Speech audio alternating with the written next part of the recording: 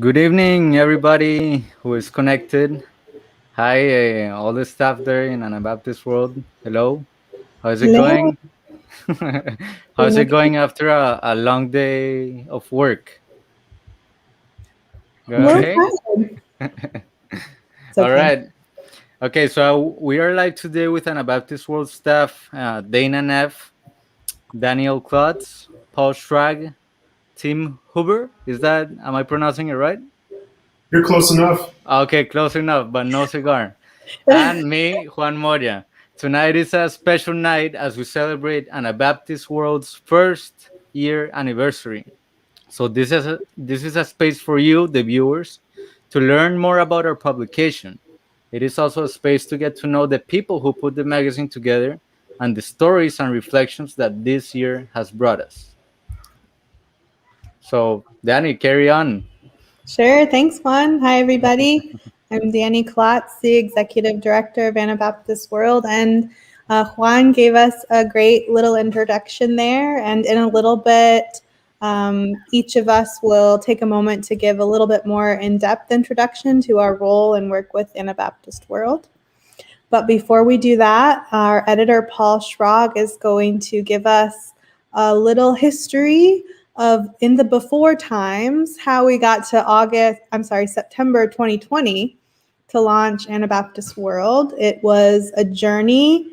It wasn't always smooth. There were bumps, and Paul was there the whole way. I want to say thank you again for everyone who's joining us now. Taking a moment of your day to it stopped there for a second. Taking a moment to learn about Anabaptist World, our work, and to celebrate as we commemorate our first year of publishing. So, Paul, take it away. Thank you, Danny, and thanks to all who are joining us tonight. I'll try to make it a short history lesson, a short lesson for publications with a long history that merged. For years, there was an idea, a dream even, that there was the possibility for a better, more financially stable Anabaptist publication, Anabaptist media company. And the idea that the Mennonite and Mennonite World Review were possible partners possibly in a closer relationship, or as it evolved, even to merge. And of course, as most or many of you know, Mennonite World Review was an independent newspaper with a mission to serve all Mennonites. The Mennonite was a denominational magazine with a mission to serve Mennonite Church USA. But the Mennonite had been expanding its vision, describing itself as a forum for Mennonite voices, not only the voices of Mennonite Church USA.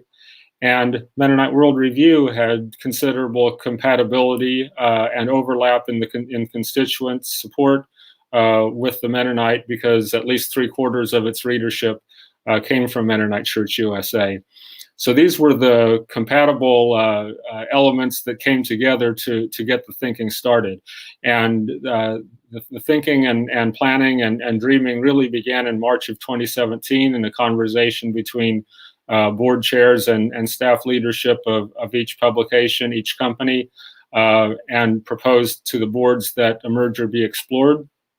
The boards agreed to do that, and eventually through a rather lengthy process of approvals that were needed on each side.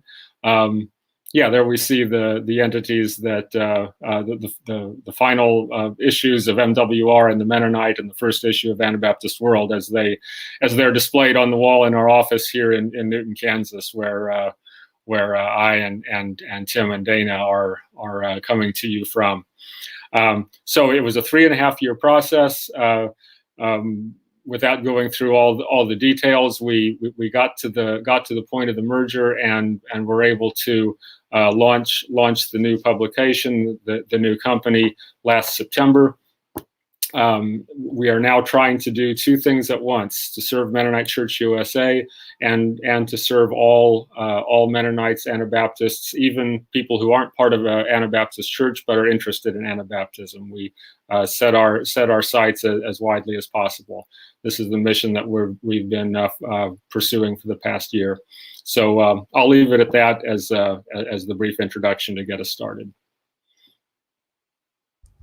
All right, thank you, Paul, so much for sharing a brief of this history. And I think that we're all also making part of the history constantly of Anabaptist World. All the people who are joining, subscribing to the publication, and also all the people other than us who work in the who work who work in the other side of the magazine.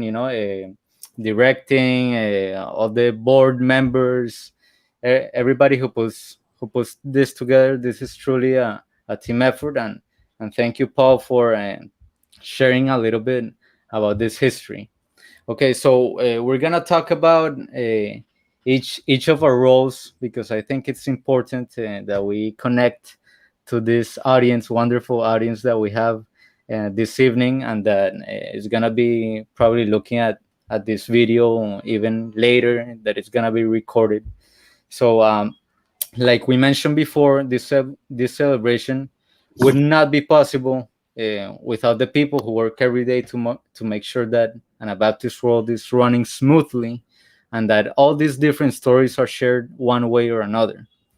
So Dana and F is another one of our longest working members, and in this dynamic of getting to know each other, we would like to know, Dana, what your roles and responsibilities are in Anabaptist World, a brief history of how you came to join this wonderful team, and the same question is gonna go to the rest of you. So if Dana maybe can start us off, maybe then Tim, Danny, Paul, and then I can end this part of the question. Okay. Well, my title is business manager, and part of what I do indeed does link to that very strongly. I do the day-to-day kind of budget and fiscal kind of things that need to be done, and I consult with Danny regarding the budget overall and different things we do there. But that's not the only part of what I do. I also have a part that I work with a company that manages our mailing list to help with group subscriptions or individual subscribers. Whenever there are problems, I can talk with people and then with the company to help straighten those out. The other thing I do that I've done ever since I started here is proofread. Now, we have lots of people that look over the issue, so I can't take like all the credit for an issue that comes out great and no errors, but that is one thing that I have done from the beginning. And that goes into Juan's question about how did I get here. I had ended a job at the end of 2000, and I really wasn't sure what was going to come next.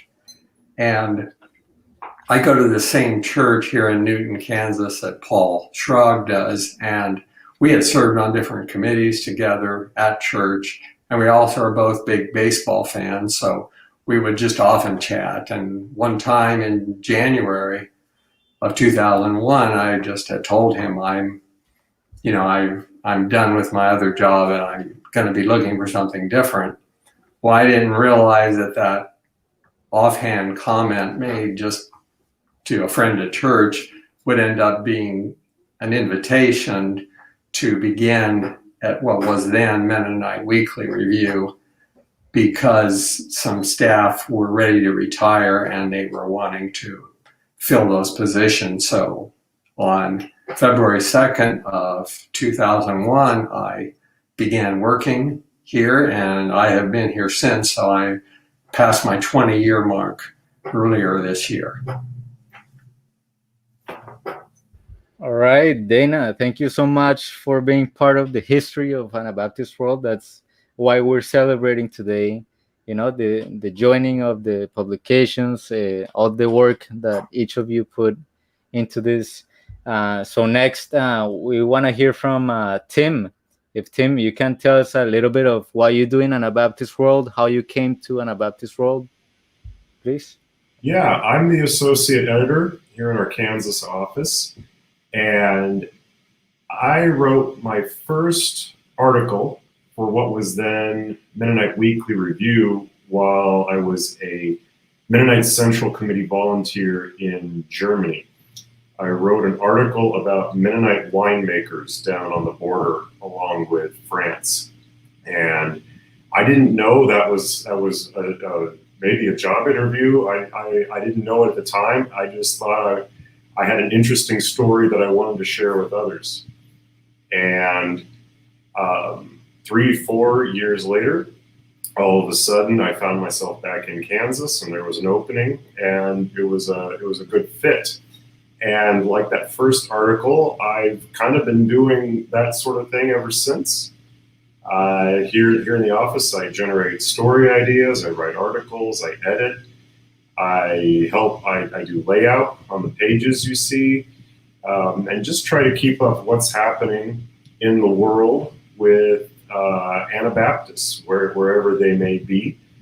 Already this week, I've been corresponding with Mennonites in Switzerland. I've been interviewing Church of the Brethren people in Maryland and Virginia, Pennsylvania. I've been meeting with Mennonite Brethren people around the U.S. and just trying to stay on top of what's happening in all these circles all at once. And yeah, just like that first story where I was not necessarily a German Mennonite, but I wanted to learn from them and share what I was learning with others. I'm still trying to do that now, talking with the different groups for what we can learn from each other here in the pages and in print and the pages online of this thing we do together.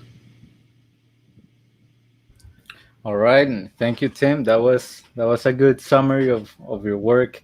Danny, if you can please go next. Danny is one of the youngest members along with me. So Danny, we're excited to hear about how you came to Anabaptist World.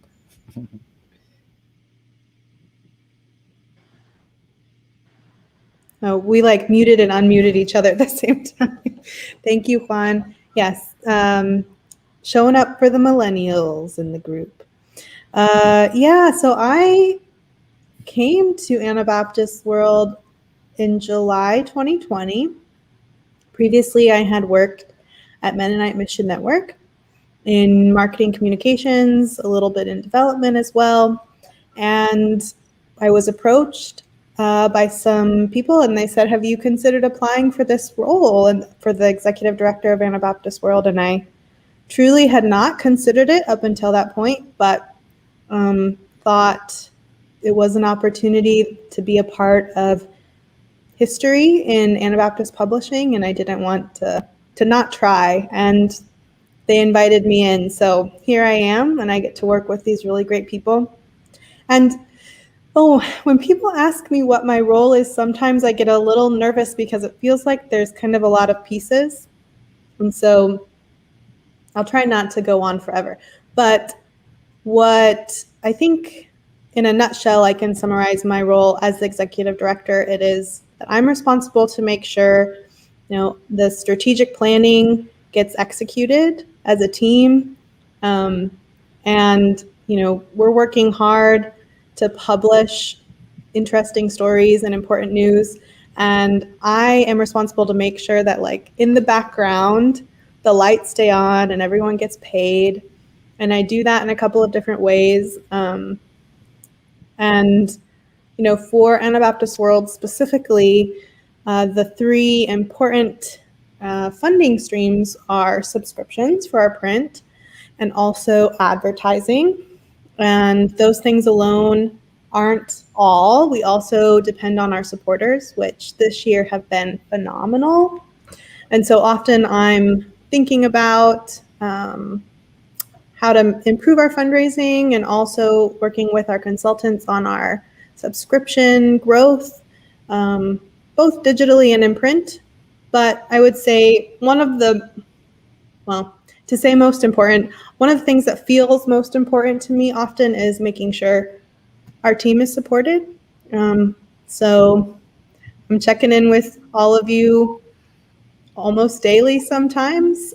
Maybe not everybody knows I work from Goshen, Indiana. Paul and Tim and Dana work from Newton, Kansas, and Juan is working from Columbia. So we're spread out, and being in communication with one another is important. I've probably forgotten some things, but I think I'll end there. Yeah. Okay, Paul. Once again, thank you, Danny, for your story. It's Danny is definitely part of this new movement of what Anabaptist world. The direction of Anabaptist world is very important because I think we all learn from each other. You know, we each have different roles, and I think Danny has brought also a new light into what Anabaptist world can be. So thank you, Danny. Thank you, Juan. Paul, please share with us how you came to Anabaptist world. What is your role in Anabaptist world? Sure. Among the current staff of Anabaptist World, I have the longest history with a predecessor publication. I worked for Mennonite World Review for 30 years before the merger, and had an even longer family history with it before that, as both my father and grandfather worked for Mennonite Weekly Review. So I had an introduction to the work from a young age. When we as we worked toward the merger and needed to make decisions about staffing, the key, one of the keys that helped things come together and to decide what staff roles would be available and how to fill them was the decision by Gordon Hauser, who was editor of the Mennonite, to retire rather than continue. He believed he was with the new publication, he believed he was at the right age for that, and it was good timing for him. So that made some things fall into place more quickly and easily. And we also it was also clear to us that we wanted to arrange things differently than we had at MWR, where the editor and publisher positions were combined, and I was filling both of those roles. With the Mennonite, the CEO position was called executive director rather than publisher, so we went with that title. And I believe it was very important to arrange things that way.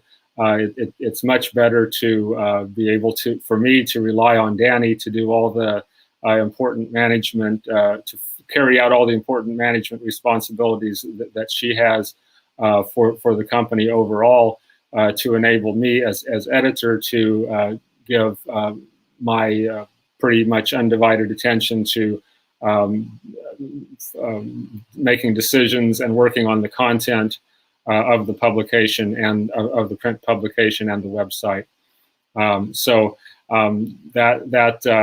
Those are that defines my duty with making decisions about what shall be chosen to publish, making assignments, and making decisions about material that comes in that's either assigned or is presented to us by writers who simply volunteer their work, or institutions who volunteer the content that they would like to see publicized.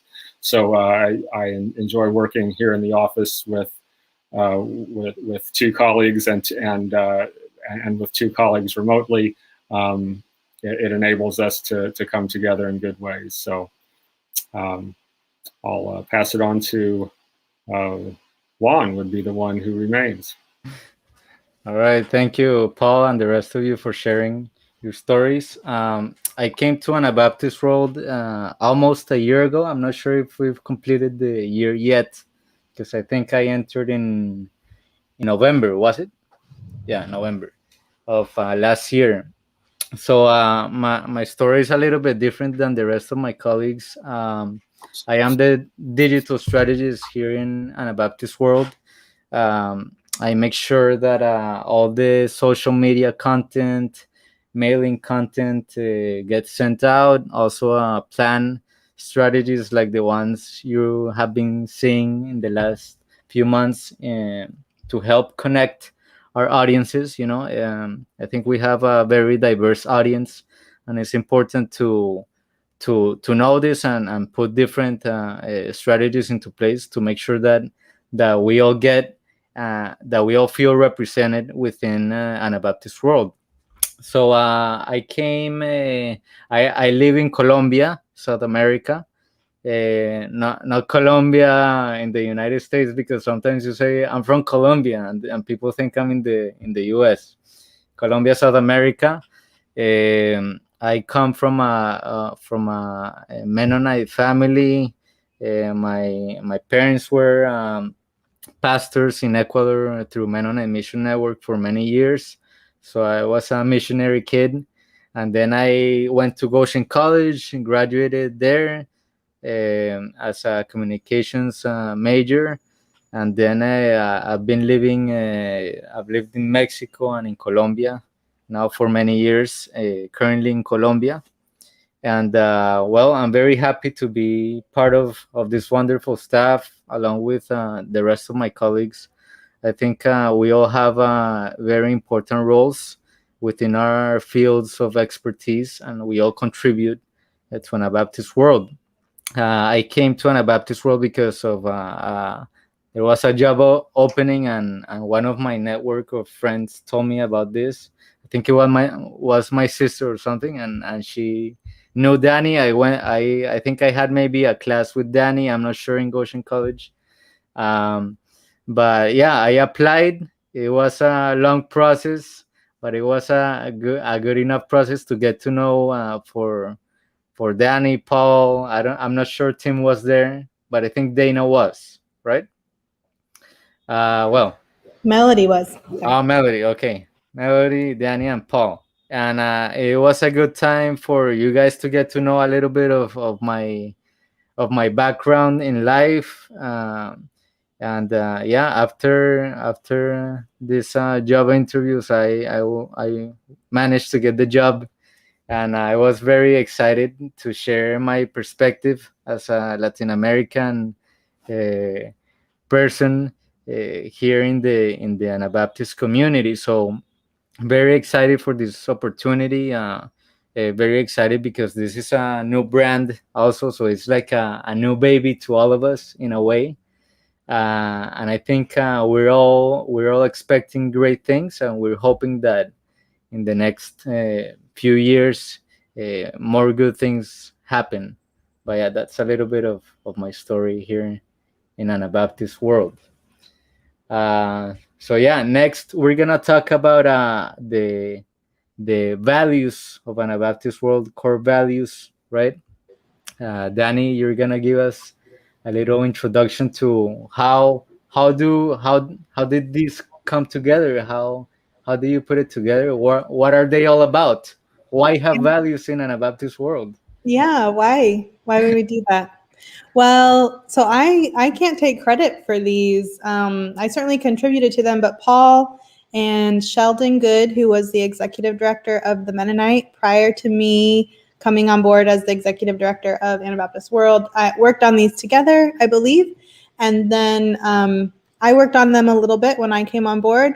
And our board also contributed, gave feedback into them, and so we have on our website, if anybody is interested to go to on our identity and mission page, we have a list of 4 core values. And these guide our work. I talk about these as sort of goalposts. And as we consider what to write, how to work together, these help guide us into making the best choices possible, I'll say. So I'll read through them, and then each of us is going to share. I'm going to invite all of it, like as a team, to share about if there's one that has stuck out to you this year, or whether that's good or bad, like if it's been challenging, or if it's felt really helpful. I'll let the Spirit lead you into how you want to answer that. But this is the first one, Christ-centered faith. As an Anabaptist journalistic ministry, we take Jesus' word and actions seriously and attempt to model our work after Christ's example. To approach our work with Christ at the center means we're committed to treat others with respect, honesty, and empathy. And we're committed to publishing content that inspires and facilitates conversations about, and I would add that this is not exclusive by any means, but a list to get us started. Justice, reconciliation, peace, inclusion, scripture, and evangelism. So our next one is human dignity. We believe that the stories we tell and images we share have power. They contribute to how people understand our world, and because of this power, we put respect of human dignity at the center of our reporting. To this end, we are committed to work that challenges stereotypes and contributes to a positive understanding of the contexts and issues we cover. I'll just note that I bet Paul and Tim are like, there's a couple run-on sentences in here that they'd love to edit out, but or tighten up a little bit, but we can always do that later. The next one is cultural humility. We are committed to the pursuit of deep understanding and respect for people and cultures, and this guides the choices we as staff make as we decide how and which stories we publish, and to the voices we invite to contribute to our platform. We strive to include perspectives that provide insight and challenge to the dominant culture's narrative, which often excludes perspectives of individuals who have not historically had the same opportunities to speak into current issues of the day. And the last but not least is journalistic excellence. We strive to achieve journalistic excellence through the pursuit of truth, to minimize harm, to act independently, and to be accountable and transparent. We believe independent reporting and respectful dialogue build a stronger and more faithful church. So, those are our core values. Do I get to invite who goes next, Juan? All right. Tim, you look eager to share to me, so I'm going to invite you to go first, and then you have the power to invite the next person. I'm always eager to share. So one of the questions that we answer every day is this news? Is this news? Is it not news? And it's not news that Christ-centered faith is important to Anabaptists, that Jesus-centered faith is a big deal to us. And yes, that means that we take Jesus's words and actions seriously. Means treating others with respect and empathy, but it can also mean occasionally asking hard questions of people in high places. It can mean that there's a time for an encouraging word. It can mean there's a time for a prophetic word. But there are still limits within all that. And to that end, I would say we just have to make sure that we are reporting the things that really happened and not just telling or making up parables for illustrative purposes, that we're clear on when we are making a point with a fictional account and when we are sharing someone's story to advance the greater cause of the kingdom of God. No, am I picking the next person? Yeah, choose the next person. Go ahead, Juan. All right, thank you, Tim. Okay, so I think the core value that I chose was cultural humility. I think I connect with this just because I've been on the other side of the spectrum, where maybe I felt, hey, we could have this publication or this magazine could have gone a certain way. These news stories could have gone a certain way.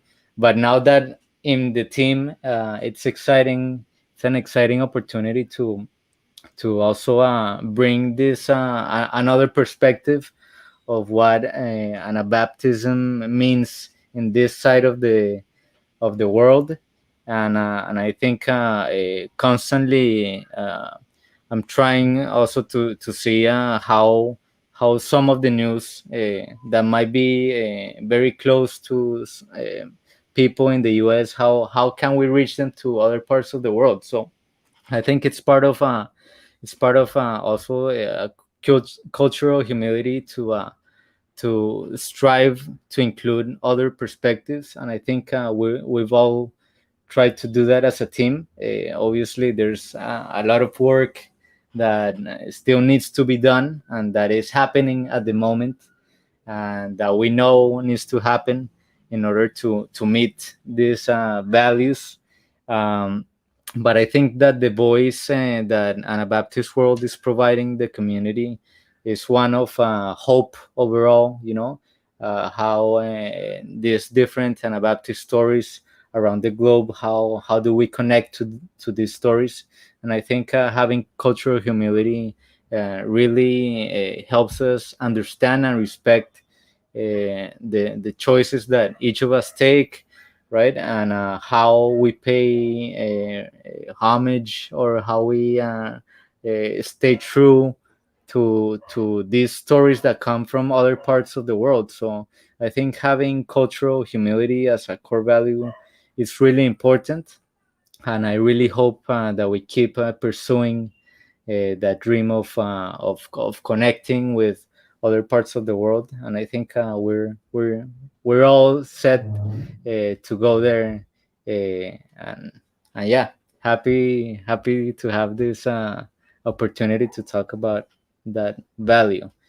I think next, Dana can go next, please. Okay, well, I also had thought about cultural humility, and um, the angle I was thinking about is one of the things that our staff has been working at, both as individuals and as a staff as a whole, is to work at being multicultural and anti-racist. And so that leads me to, think about and question, are we making assumptions about things because, we live here? Are we thinking about things the way we should? And so I have found that to be one that's important, and one that I feel that we have been working on pretty consistently, beginning already in the first year of the new publication. And so that's why I chose that one too. So anyway, let's see. I guess I should go to Paul. Human dignity caught my attention, partly because it's in some ways such a basic, fundamental belief that I wouldn't perhaps even have thought of it as being necessary to say this is a value. But of course, the more I think about it, the more I realize that it is, and also realize how what we do as storytellers is an expression of human dignity. To tell a person's story, to tell it well, is to confer and recognize the dignity of the story being told, the importance of that person and their experience. And as we've mentioned previously, in the context of cultural humility, I think fits closely with this in terms of looking for diverse stories to be told, stories of people who might not have been treated with as much respect and dignity as they ought to have in the past. And so this has been part of the reason why we especially have sought out stories of people of color, international stories, LGBTQ people. These have been stories that we have been looking to tell.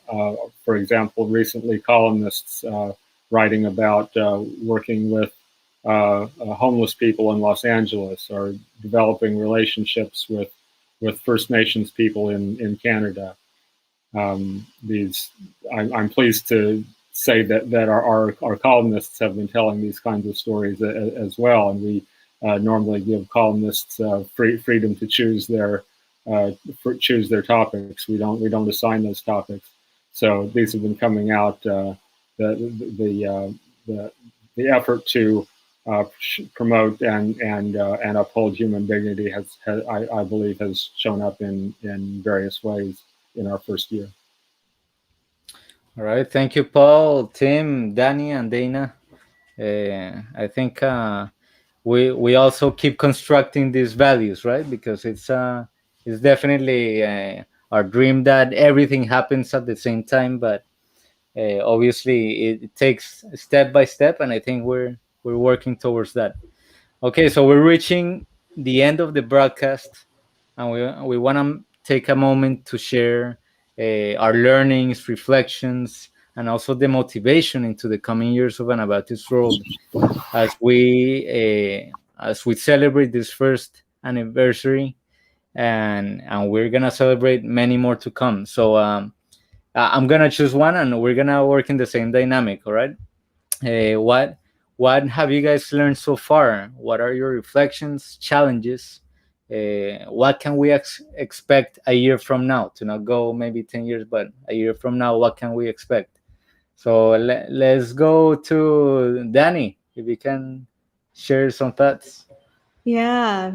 Man, I don't know that I have great answers for any of those questions. I think what I have learned this year is that our donors have been amazing. I think in starting something new, when Dana and I looked at the budget for this new year, we were really conservative with how much we would get in donations, and I don't know that we've met that exactly yet year to date, but we are on track to do so and to probably do even better than we budgeted for with our fundraising. And so I have I don't know, just learned something really inspiring about our subscribers, our readers, and our supporters, and really grateful that they're showing up for us, even in a really difficult time, right? Like, none of us have escaped COVID, pandemic. It's been a stressful time, and so it's been hard to think about or to know what to expect during this time, but it's been really, really hopeful. Oh, I stopped. It's been hopeful and positive. That's what I was getting to. And maybe the challenges, I think that might be the biggest challenge, is just that we've been in an unprecedented time. I know that that's an annoying term at this point, like everyone says it, but doing something brand new, bringing on new team members. We're a bigger team than any of our predecessors were. And so working that out in the back end, just some steps in faith, and things have come together really well. So I am always say I'm cautiously optimistic, and I'm feeling more optimistic these days. So that's, I think, what I can share. And do I get to pick who goes next? All right. Dana, would you mind going next? I'd be fine. I would kind of follow along with what Danny just said, but I have been very pleasantly surprised with how the first year has gone, not just in a fiscal sense, but I wasn't really sure what to expect. I mean, I'd been working with a newspaper all this time, and it was hard for me to think, how is a magazine going to share stories and news? And, you know, it's the Newsweek and Time and those things had been a long time ago. And so it's like I didn't know what to expect. And I have been very happy with how so many issues have turned out, the kind of stories we've had, how they've looked, all that has surpassed what I could have imagined. So I was very happy and pleased with how that went. So, Dana, you get to choose another person if you end it. I'm not sure if you end it, but yeah, I did. And I invite Tim to go ahead. Yeah, we made expectations for ourselves more than a year ago, and others had expectations for us after the Anabaptist World concept was announced. And launching all of this amid a pandemic was not in those expectations. And yet I think we delivered.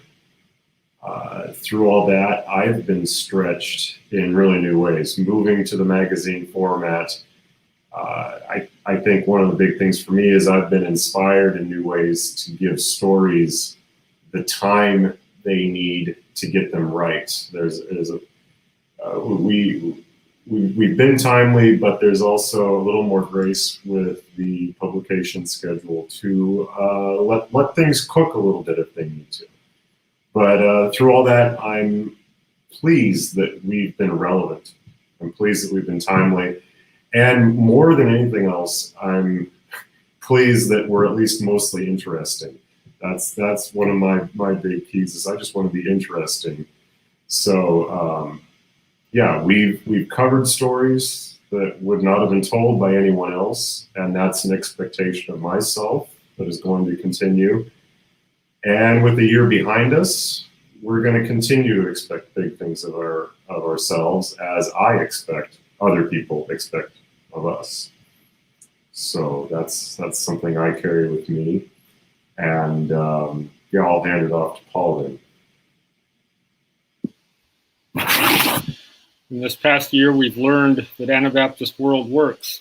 That's probably just one more variation on the theme that you've been hearing from the rest of the staff. But it's a bottom line truth and a discovery. I think it was a leap of faith to start something new that had not been seen before or envisioned in this way before. And I find that even after a year, people who I haven't had an opportunity to talk to face to face, perhaps in the past year, will suddenly cross paths and they'll be full of opinions about how things are going. And usually it's very positive, often very positive about the magazine format. Not always, but often even. Those who say they really love newspapers and loved MWR, they've learned to they've grown to appreciate the magazine that we publish, and I can say that's true for me as well. I've found that I love editing a magazine. I love working with a designer, and wouldn't want this hour to go by without giving full credit to our designer Hannah Gehrig Meyer for her excellent work to make the publication look really first rate, and that's one of the things that we often get compliments about and are very, very happy about. As we continue, we're asked to look forward a year. This will be super general rather than specific, but we're going to continue to carry forward this vision of Anabaptist unity. That may sound that may sound very idealistic in this day and age, or maybe any day and age really. But it's in a sense one of our values that in spite of the many divisions and different concepts of what an Anabaptist church can be, there is a commonality that we want to celebrate and continue to present, and we want to be the leading communicator of that vision of unity. Right. Thank you, Paul. I'll close with my with what I've learned so far. I think it's been very it's been great to work abroad, but also challenging just because some of us don't know each other, have never shaked hands or shared in person. But I think one of the things that I've learned is to work as a team in the midst of the distance, to make sure that we communicate properly, that we each share what we need to do with in our workplace, and to move forward, because definitely we all need to go towards the same direction. So I think that has been a challenge, but also a learning experience to work abroad, to communicate with each of you every week, and yeah, I think that's what I've learned so far in Anabaptist world. I think that a year from now we can expect definitely more. I think new platforms. I think this is a new platform that maybe hadn't been used so much in the past, which is social media. So I think it's exciting that we have a lot of ideas into what can be of this, and I think it's the right time to do that, because everybody is connected now. People don't go to the street too much, or maybe some people don't get the publication right away, the physical magazine, and I think also digitally there's a lot of opportunity to expand, and to expand on the mission and the vision of Anabaptist world. So I think a year from now we're gonna be doing even greater things, even crazier things. I don't know, but yeah, just excited to be with this wonderful team, all the people that support us, and thank you all once again for joining this evening. I hope this was a good time for all of us, celebrating our 1 year anniversary, and hopefully soon we'll be able to celebrate in person. What do you say, Danny? I hope so. Yes, it'll happen someday. It will happen. So All right. Anybody has any closing thoughts before we go? Now? thank you, Juan, so much. And yeah, thank you to Thank you our to all the staff for readers. showing up. Yeah. Thank you for organizing this whole thing. Yeah. All right. Thank you all. Thank you all who got connected.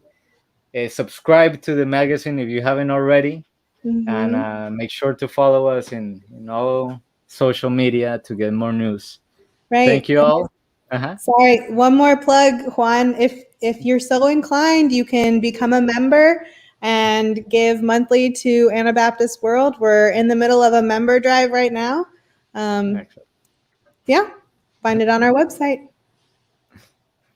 All right, guys. Thank you so much. Have a great night.